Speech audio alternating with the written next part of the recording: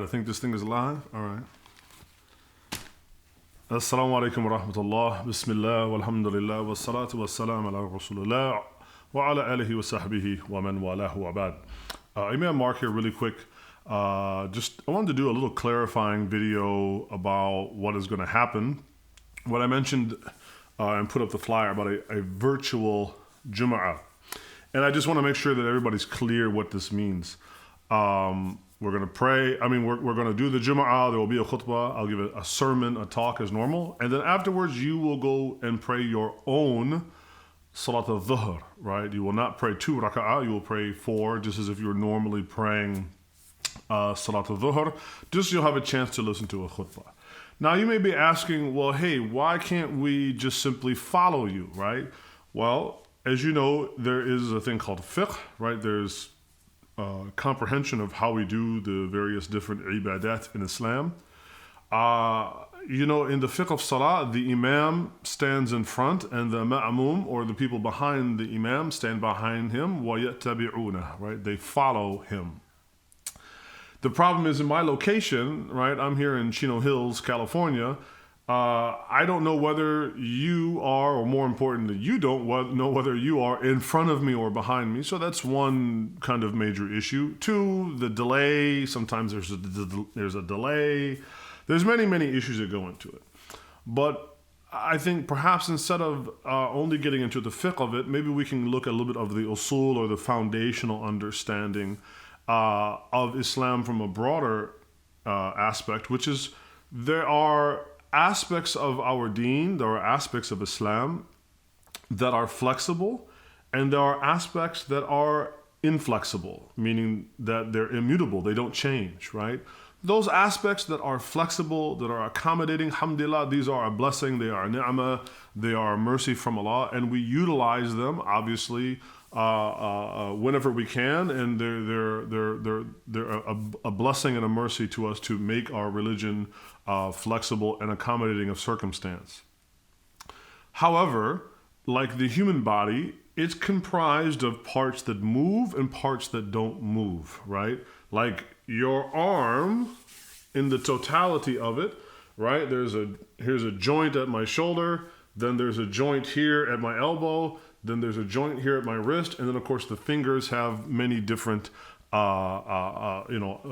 little digits and joints in them to move, right? But the whole arm is not flexible, right? If my whole arm were a joint, you'd either be high as a kite or you would be an octopus, right? And when we are, hopefully, inshallah, neither of those. There are parts that are meant to move, and there are parts that are not meant to move. And Allah has, created us in the ahsani taqawim. Allah has created us in the best way, just as He has, al-yawm akmaltu lakum dinukum, right? This day that He has perfected for us our deen. Our deen, our Islam, has those parts that move and those parts that don't. In the hikmah, or some of the things that we can reflect upon as to why some aspects may not change or may not move, one, that's actually a beneficial thing to have not everything be in flux, right? To always have some things that you have to have some type of commitment to, that they are not easy. And sometimes that lack of ease can be a good thing, right? When you put the body under duress, it actually is good for the body. It responds, right? That's how you get stronger. That's how your immune system builds, and so on and so forth. It's also, to go through some difficulty is good. To be quite honest, how many of us really appreciated being able to go to any masjid, any time of day, anywhere within a 10 or 15 minute drive, right? Now all of a sudden, right, that's been taken away. So hopefully, as they say, absence will make the heart grow fonder. In this time, actually, really trying to cultivate that feeling of missing being able to go to the masjid. That's a good thing that hopefully, inshallah, once this short Allah will make it short and this interim issue passes, we will return to the masjid with an increased sense of fervor, with an increased sense of appreciation for what we have, So that's allowing us to look at it from like a broader overview that actually not all hardship is bad. Actually, some hardship is good. وَأَسَىٰ أَن تُحِبُّوا شَيْئًا وَهُوَ شَرٌّ لَكُمْ. Right, as Allah says, sometimes you love a thing, it's bad for you. Though, وَعَسَىٰ أَن تَكْرَهُوا شَيْئًا وَهُوَ خَيْرٌ لَكُمْ. But Allah also says what? And sometimes there is a thing you don't like it, but actually it's good for you. So this in-between period, inshallah, can also be something good for us to increase our sense of shukr and humility and appreciation, right, for what we had, so that inshallah, if we are returned to it, then Allah will bless us to have a thankful mind and a thankful heart.